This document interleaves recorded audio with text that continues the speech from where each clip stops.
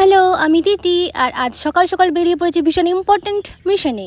ওই যে দূরে দেখা যাচ্ছে ইউএফও, ওইটা করেই আজ আমরা যাব মিশন হুনুলুলুতে। চারদিকে একদম শুনশান, কোথাও কেউ নেই। যদিও পরে বুঝতে পারি আমরা হেলমেট পরেছিলাম বলে ওদের দেখতে পাচ্ছিলাম না। তারপরেই পৌঁছে গেলাম হুনুলুলু শহরে।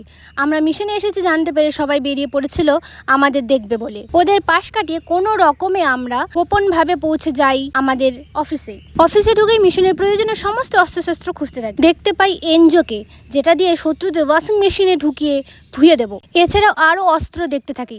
তারপর সেগুলো নিয়ে অফিসের কাউন্টারে এসে দেখি আজ অনেকেই মিশনে যাবার আগেই সবাই বুঝে গেছিল আমরাই জিতবো। তাই সবাই মিলে রাস্তায় গান চালিয়ে নাচতে শুরু করে দিয়েছিল। এই দেখে আমরাও একটু নেচে নিই। এত কাজ করে অনেক খিদে পেয়ে গেছিল, তাই হলুদ বল নিয়ে নিলাম খাবার জন্যে। পরে দোকানদার বলল ওটা নাকি ঘুগনি।